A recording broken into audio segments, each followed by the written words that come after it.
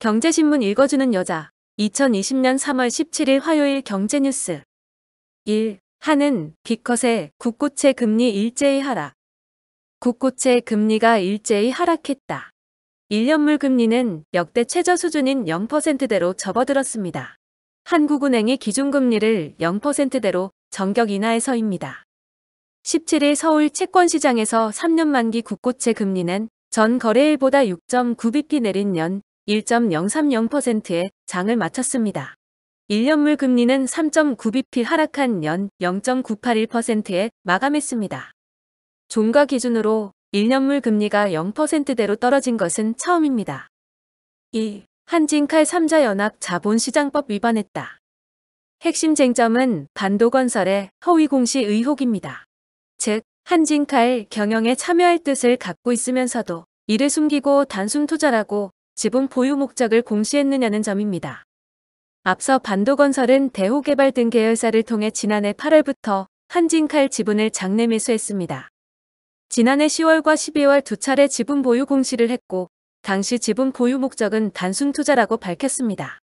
하지만 올해 1월 10일 지분 8.28% 보유 공시를 하면서 지분 보유 목적을 경영 참여로 변경했습니다.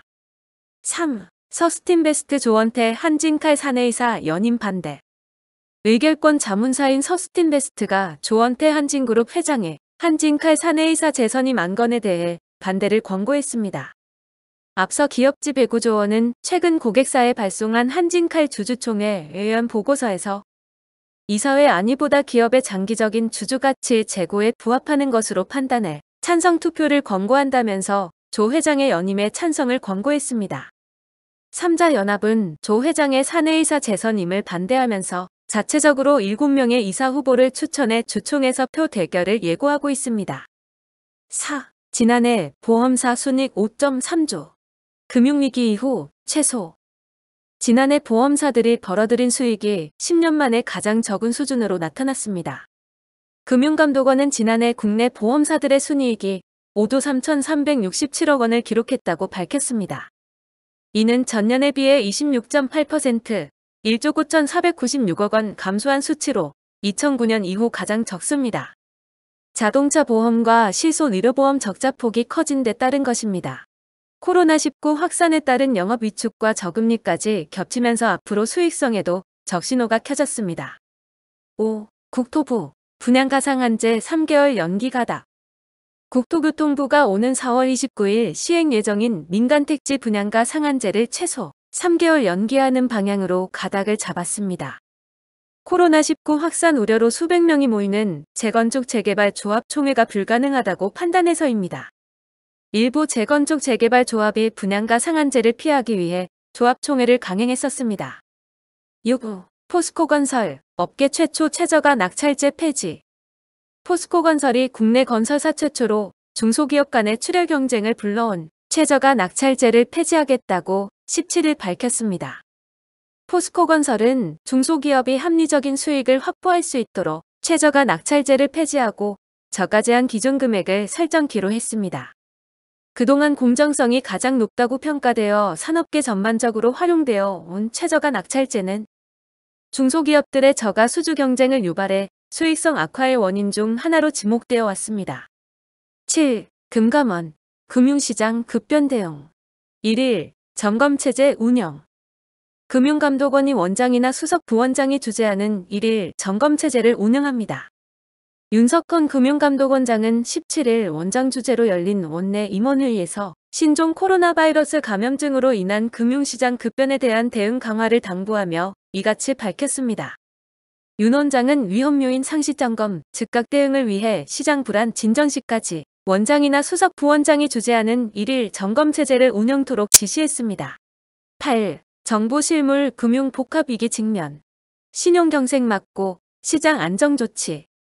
정부가 코로나19 확산으로 글로벌 금융시장과 실물 경제 영향이 당분간 지속될 것으로 예상됨에 따라 금융 시스템의 위험 요인을 선제적으로 점검하고 적시에 시장 안정 조치를 시행하겠다고 밝혔습니다.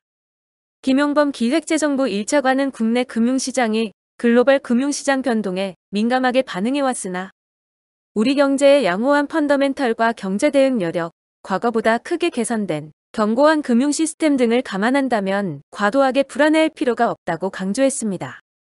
9. 금융소비자보호법 국무회의서 의결 내년 3월 시행 금융소비자의 피해를 막기 위한 금융소비자보호에 관한 법률 공포안이 내년 3월 시행됩니다. 이날 국무회의에서 함께 통과된 특정 금융거래정보의 보고 및 이용 등에 관한 법률 일부 개정 법률 공포안은 가상자산 사업자가 따라야 할 자금 세탁 방지 의무와 금융회사가 가상자산 사업자와 거래할 때 지킬 의무를 규정합니다. 가상자산 사업자와 거래하는 금융회사는 가상자산 사업자의 신고 수리 여부와 예치금 분리보관 등을 확인해야 합니다. 10. 금융위, 채권시장 안정펀드, 금융안정기금 준비. 금융위원회가 오늘 오전 긴급 금융시장 점검회의를 열고 최근 국내외 금융시장 상황을 진단하고 즉시 시행 가능한 시장 안정 방안을 점검했다고 밝혔습니다. 은성수 금융위원장은 비상계획에 따른 시장 안정조치와 증시수급 안정화 방안이 즉시 가동될 수 있도록 준비에 만전을 기해달라고 당부했습니다. 시장 안정조치로는 채권시장 경색으로 자금난을 겪는 기업들의 유동성을 지원하기 위해 설립된 채권시장 안정펀드는 물론 채권담보부 증권, 금융안정기금 등이 검토됐습니다. 10일 차기 농협은행장 후보의 손병환 농협금융지주 부사장 내정. NH농협금융지주는 17일 임원 후보 추천위원회를 열고 차기 농협은행장 후보로 손병환 NH농협금융지주 경영기획부문장을 단독 후보로 내정했다고 밝혔습니다. 손 부사장의 내정으로 금융지주 부사장 자리에서 은행장으로 가는 코스가 자리를 잡아간다는 평가도 나옵니다. 오는 24일 농협은행 임시주주총회에서 손 부사장이 차기 은행장으로 공식 취임하면 금융지주 출신 세 번째 은행장이 됩니다. 12. 김현미 모빌리티 혁신위에 규제 샌드박스 활용.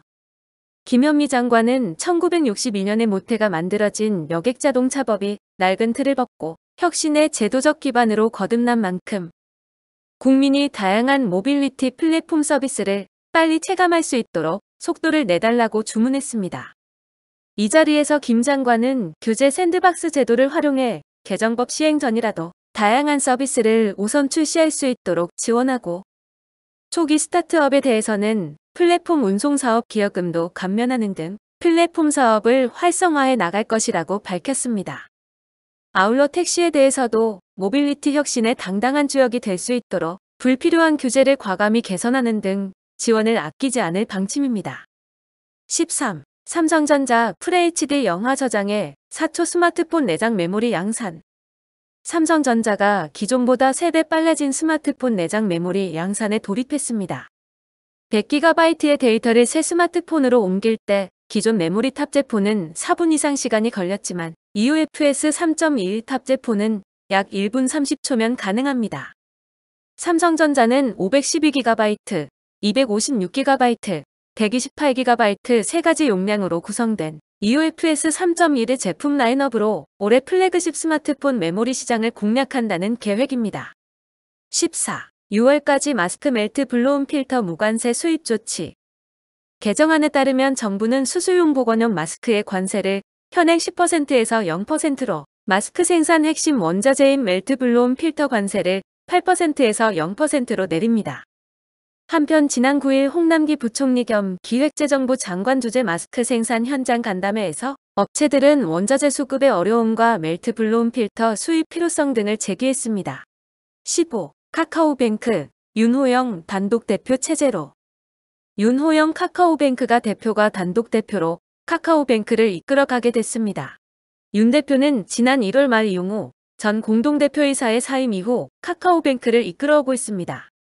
윤 대표는 카카오 부사장 재임 시절 카카오뱅크 설립을 준비한 최초의 1인입니다.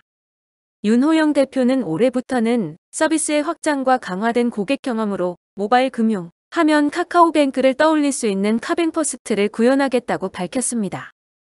16. 0%대 기준금리 효과 있을까? 한국은행이 임시 금통위를 소집해 금리 인하에 나선 건 지난 2008년 10월 이후 약 12년 만에 처음입니다.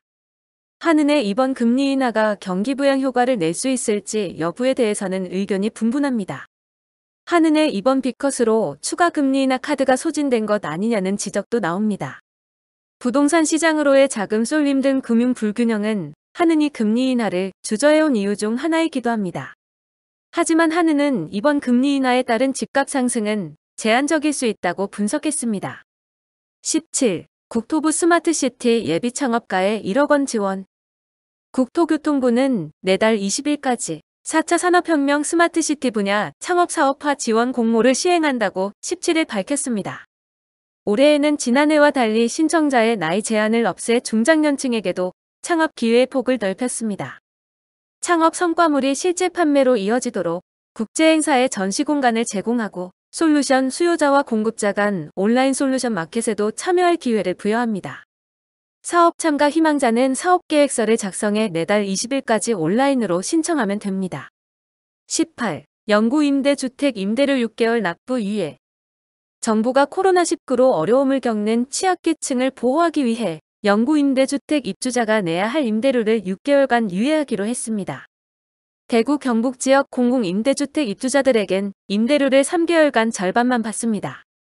19. V자 반등 성공 2달 만에. 기재부 L자형 침체 우려.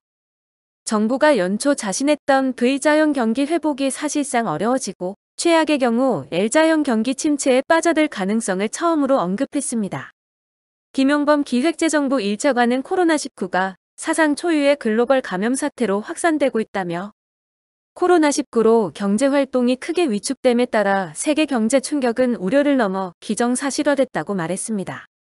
사실상 코로나19 확산 사태, 장기화를 가정해 최악의 시나리오 아래 올해 경제정책 방향의 전반적 수정이 불가피해졌음을 시사한 것입니다. 20. 공매도 금지 첫날 효과 없네. 지난주 국내 증시가 폭락하면서 금융당국이 긴급 대책으로 내놓은 공매도 금지 효과가 시장에 나타나지 않고 있습니다. 주가가 추가로 하락하면서 자사주 매입을 통해 주가를 방어하려는 기업은 크게 늘었습니다. 하지만 이날 유가증권 시장에서 자사주 취득을 공시한 대한해운과 유니드 역시 주가가 추가로 하락하는 등 주가를 방어하기에는 역부족이었습니다. 2020년 3월 17일 화요일 경제뉴스 끝. 구독과 좋아요, 그리고 공유 부탁드립니다.